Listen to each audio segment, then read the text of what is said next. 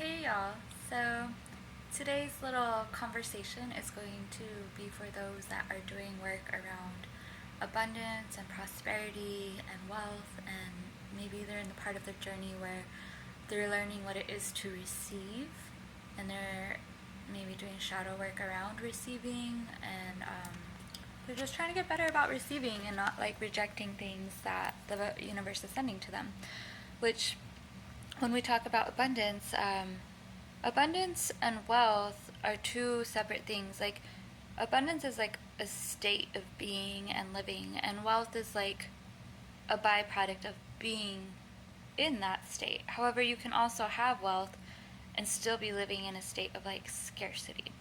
But in this case, like, this is for those of y'all that are trying to accumulate that wealth while living in that abundant state. So,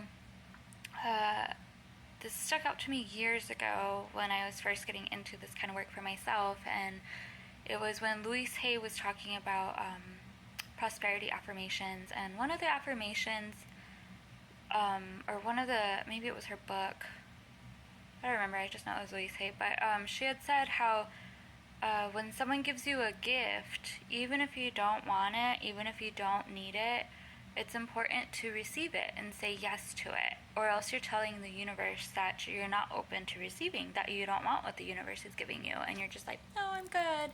And then the universe is like, okay, well, I guess she doesn't want to receive after all, or he doesn't want to receive after all, so I'm just going to stop sending stuff their way. And so if this has happened to you, maybe this will be helpful for you going forward. So what you can do is, when someone gives you a gift or something you don't necessarily need, but like you want to be in that receiving state, find a space in your house. It could be a closet, it could be a cabinet, it could be like a shelf, it could be the garage, where you designate it as a gift cubby. And what you do is, you'll also label it too, because the universe, it knows what's up. So you could label it as the gift cubby, and you can write a cute little note on it that says gift cubby, or you can just label it in your mind as the gift cubby, right? And then what you do is, whenever somebody gives you something that you don't necessarily need or don't necessarily want, you receive it with gratitude, and then you put it in the gift cubby.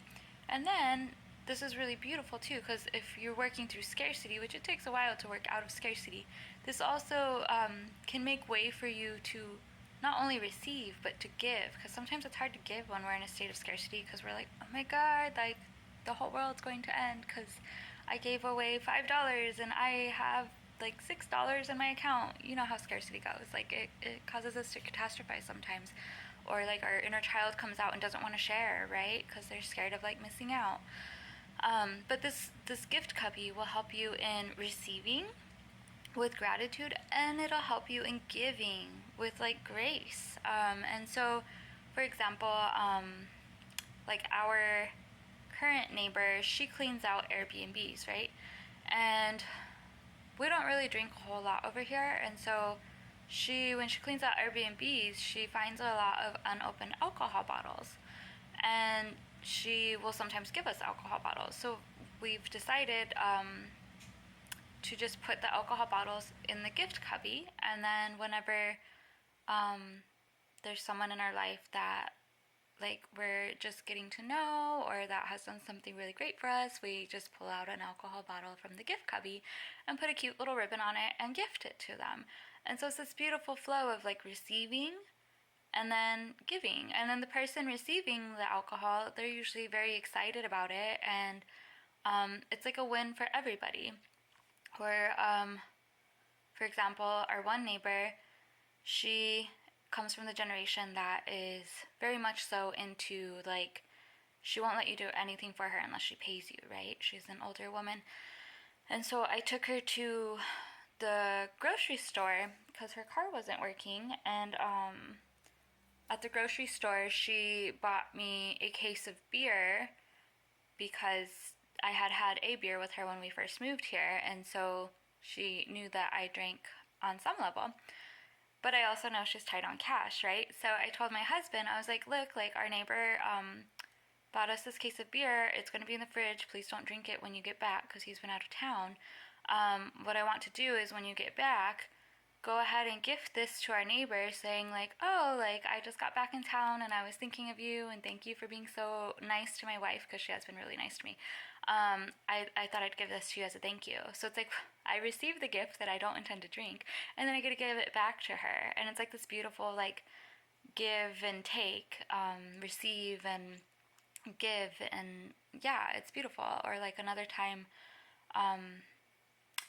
a friend that is no longer a friend had gifted me mushroom tea, which I love, like mushroom supplements, and I also love like the psychedelic mushrooms as well. And I don't know, it just didn't feel right to me to drink the tea given how everything went down. But I was like, I don't want to like throw it away because I love mushrooms. So I put it in the gift cubby, and then I waited, and then there came this opportunity to meet a sister goddess that I had been desiring to meet for a while, and I made her like a cute little gift care package, which was made up of like this cute little gift box that my mother-in-law had given me that I was able to reuse and gift to someone else. And then it had like the tea bags in it, and then it had like some teas that my mother-in-law gave me that I knew I wasn't going to drink because we have so many teas.